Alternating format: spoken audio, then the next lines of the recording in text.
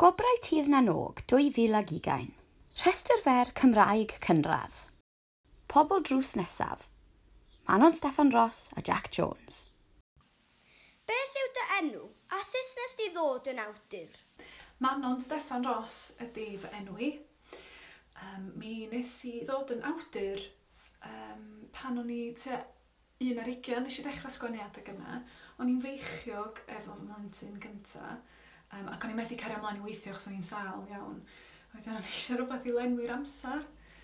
Felly nes i ddechrau sgwennu llyfrau i blant ac bellach dwi'n sgwennu lot o wahanol fatha o sgwennu creadigol, chydig bach o sgwennu ffeithiol, ond y rhan fwyaf ydy sgwennu llyfrau.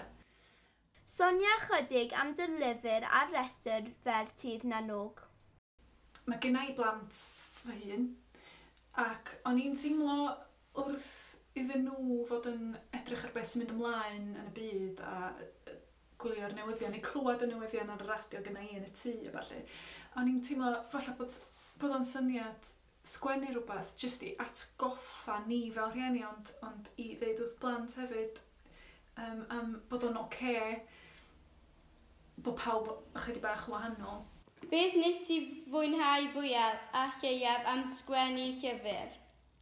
Be nes i fwynhau am sgwennu llyfr? Wel, popeth a deud y gwir. Dwi wastad wir yn mwynhau'r broses sgwennu. Dwi'n casau ail-drafftio rhywbeth. Dwi'n casau wneud unrhyw waith ar rhywbeth wedyn. Pan dwi wedi gorffan unwaith, dwi'n eitha difynaf. Ond nes i fwynhau hon yn enwedig achos bod fi'n gallu cydweithio efo Jack Jones unwaith eto. Achos mae Jack wneud o ddim jyst wneud y lluniau, mae o'n holi fi ac yn trio gwthio'r stori, trio roed rhyw haen wahanol yn yr lluniau hefyd. Felly bod gen ti'r geiriau dwi wedi greu, ond hefyd mae gen ti'r byd dwi a Jack wedi greu ar y cyd. Pa mor hir oedd y broses o gyhoeddi'r llyfr o'r syniad cyntaf hyd gyrraedd y siopa llyfrau? Mae y broses o gyhoeddi llyfr, yn enwedig llyfr i blant bach, mae'n gallu teimlo'n eitha cymhleth, ond a dweud gwir, mae bob cam yn haeddu i le sy'n mynd ar y nerfa fi weithiau, achos weithiau dwi jyst eisiau sgwennu fo, wedyn mae allan wsos wedyn. Ond dwi'n cyflwyno syniad a wedyn yn trafod efo gwahanol bobl, wasg ar cyngor llyfrau, be maen nhw feddwl, a wedyn ffeindio arlunydd. Dwi'n gweithio efo lot o arlunwyr a mae wastad yn bleser.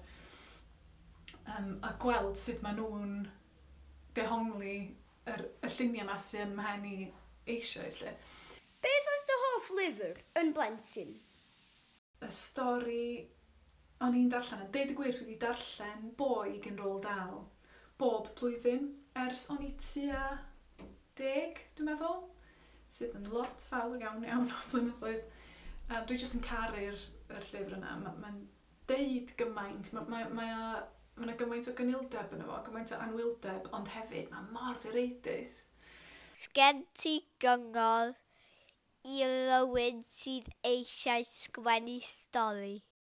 Y cyngor dwi'n rhoi, mae bob awdur yn gweithio mewn gwahanol ffyrdd, a mae hynna'n gret, achos mae rhai awduron yn cynllunio yn ofnadwy o ofalus, cynnig lot o waith ymchwil. Dwi ddim yn gwneud y pethau yna, dwi byth yn gwneud cynllun, dwi byth yn gwybod beth sy'n mynd i ddigwydd ar ddiwedd y stori pan dwi'n dechrau sgwennu. Felly fedra i just cael rhyw syniad yn ymhen am gymeriad a dechrau sgwennu am gymeriad yna. Lleoliad yn aml iawn, fedra i weld y lle yn ymhen.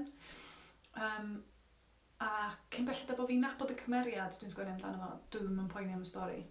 Dwi'n gwybod fydd o'n ddarllenadwy os di'r cymeriad yn ddigon difyr.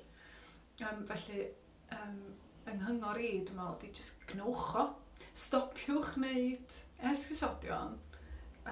Stopiwch o'r feddwl o, achos mae pobl yn meddwl am sgwennu llyfr neu sgwennu nofel yn enwedig fel rhywbeth sydd yn gorfod brifo, ddech chi'n gorfod chwysu gwaith dros fo.